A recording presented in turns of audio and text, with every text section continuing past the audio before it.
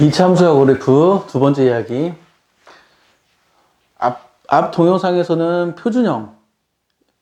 표준형을 딱 봤을 때 이차 함수를 어떻게 그릴 것이냐를 설명했고, 이제는 일반형이 제시됐을 때 이걸 어떻게 표준형으로 바꿀 것이냐, 그걸 설명을 할 거예요. 나는 이렇게 사이시옷을 안 쓴다고 그랬죠. 꼭지점, x절편, y절편을 내가 농담 삼아서 센트럴 도그마라고 그래요. 1차 함수에서는 내가 기울기 x절편, y절편을 센트럴 도그마라고 하는데, 2차 함수에서는 꼭지점 x절편, y절편을 내가 센트럴 도그마라고 그래요. 왜 센트럴 도그마라고 하냐고? 이걸 알아야 여러분이 스카이로 갈 수 있어요. 이걸 알아야. 그래서 내가 그냥 농담 삼아서 센트럴 도그마라고 해요. 자,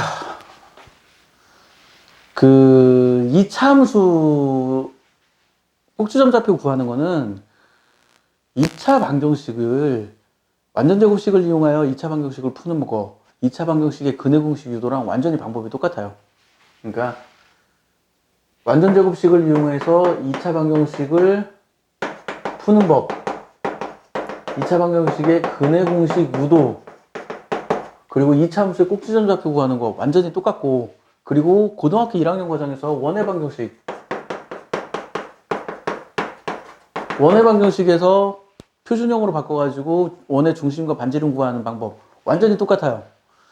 그리고 나중에 이제 기하에서 뭐 포물선의 방정식, 타원의 방정식, 쌍곡선의 방정식 할 때도 적절한 식변형을 하는데 그 식변형도 이거랑 똑같아요.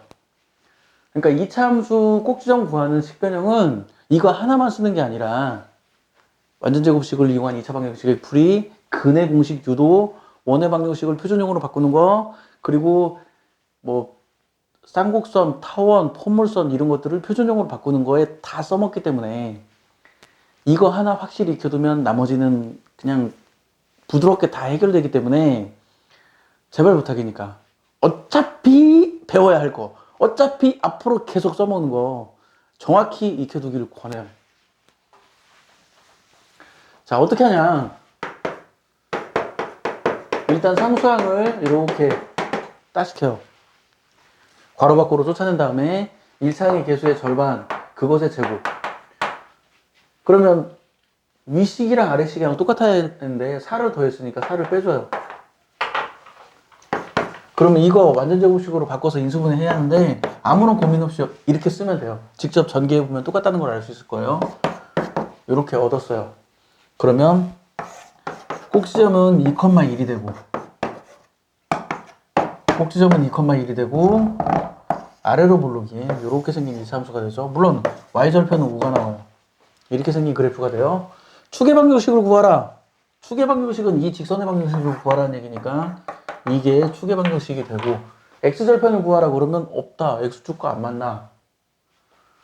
중학교 3학년 표현으로는 이 방정식에 근이 없다. 고등학교 1학년 표현으로는 이 방정식이 허근을 갖는다. 달리 말해서 판별식이 음수이면 x축과 안 만나기 때문에 x절편이 존재하지 않아요. 자, 이건 1차항의 개수가 2차항의 개수가 1일 때고 2차항의 개수가 1이 아니면 어떻게 되냐. 그러면 이렇게 묶어요. x제곱 마이너스 2x. 나는 여기서 계산을 많이 틀리기 때문에 이렇게 분배법칙 이용해서 맞는지 꼭 확인해줘요. 여기서 나는 지금도 이 계산을 많이 틀려요. 그리고 1차항의 개수의 절반, 그것의 제곱. 자, 그러면 잘 보면 2를 더했어요. 2. 분배법칙 이용해 보면 2가 더해져 있기 때문에 2를 빼줘야 돼요.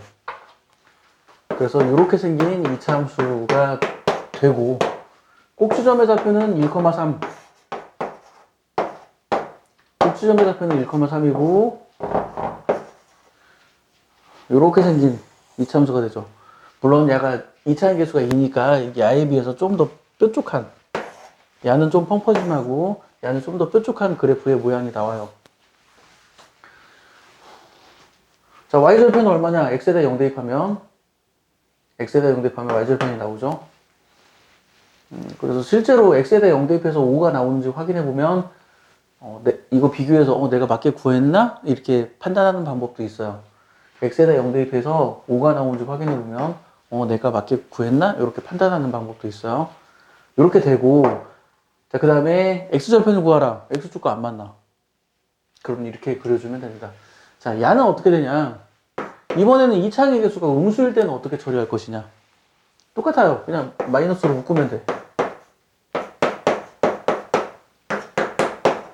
상수항을 괄호 밖으로 쫓아내고, 분배법칙 이용해서 맞는지 확인해보고, 그리고 1차항의 개수의 절반, 그것의 제곱을 넣어주고, 분배법칙 이용하면 4를 뺐어요. 4를 뺐으니까 4를 더해줘야 돼요. 굉장히 주의해줘야 돼요. 여기 1 적어주는 게 아니고 2 적어줘야 돼요. 4를 빼주는 게 아니고 4를 더해줘야 돼요. 이 부분 주의해줘요. 그리고 그냥 아무 고민 없이 이렇게 적으면 돼요. 의심스러우면 전개해서 이게 맞는지 확인해보면 되고. 그럼 이렇게 생겼네. 그러면 이 이차함수는 꼭지점이 마이너스 2,9를 꼭지점으로 갖고 위로 볼록인 이 이차함수가 돼요. 이렇게.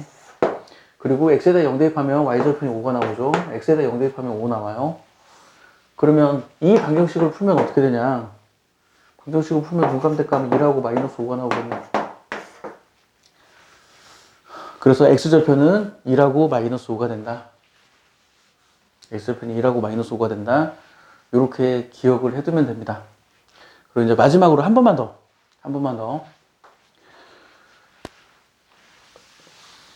분수 나올 때 처리하는 방법 얘기해 줄게요. 분수 나올 때 처리하는 방법.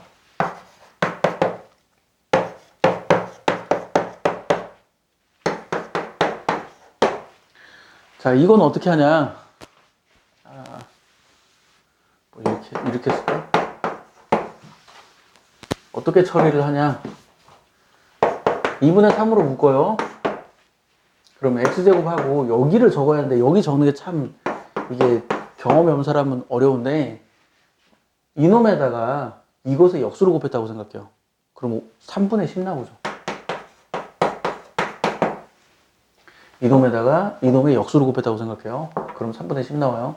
그리고 이제 확인해봐요. 곱해서 이거 나오는지 확인해보고, 곱해서 이거 나오는지 확인해보고, 맞네. 그리고 1차항의 개수의 절반, 마이너스 3분의 5, 그것의 제곱 9분의 25. 그리고 이렇게 곱하면 나 계산 못하는데, 자, 곱하면 얼마 나오냐면 6분의 25가 나오죠. 계산하면 6분의 25가 나오니까 6분의 25를 빼줘야 돼요. 6분의 25를 빼줘야 한다. 그래서 이렇게 계산이 됩니다. 뭐 이거 계산하면 얼마 나오냐? 6분의 13 나오나? 맞는 것 같아요. 그러면 꼭지점의 좌표가 3분의 5, 마이너스 6분의 13이 되는 이차함수의 그래프를 그려주면 돼요. 간혹 이제 이차함수 중에 인수분해가 쉽게 되는 이차함수가 있어요. 이런 거. 인수분해가 쉽게 되는 건 차라리 인수분해를 하는 것도 방법이에요. x절편이 2하고 3이구나. 축? 이 둘의 중점. 달리 말하면 이 둘의 평균. 이거네. 그럼 2 대입하면 마이너스 1 나오네. 뭐 이런 식으로 인수분해가 쉽게 되는 것은 인수분해를 해서 푸는 방법도 있어요. 또는 이렇게 되는 것도 역시 인수분해가 쉽죠. 상수항이 없는 거. 상수항이 없으면 인수분해가 쉬워요. 그래서 인수분해가 쉬운 거는 0, 4 이렇게 아래로 볼록 축은 2네. 그래서 2 대입하면 마이너스 4 나오네. 이런 식으로 인수분해가 쉬우면 이런 식으로 인수분해를 이용해서 처리하는 방법도 있어요. 이것도 마찬가지. 상수항이 없네. 상수항이 없으면 x로 묶으면 2분의 3x 더하기 5가 되고, 이게 암산으로 안 되네. 암산으로 안 되네.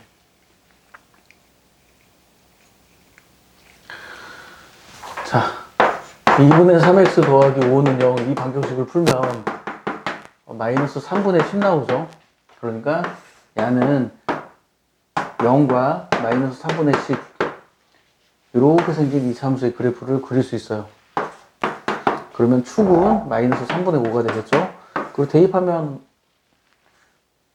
마이너스 9분의 25가 나와요. 대입하면. 이런 식으로 이차함수를 그릴 수 있어요. 그래서 인수분해가 쉬운 거는 이런 방법으로 인수분해를 이용해서도 구할 수 있다는 걸 알아두면 이차함수에 관련된 문제를 풀 때 여러 가지로 사용할 수 있을 거예요.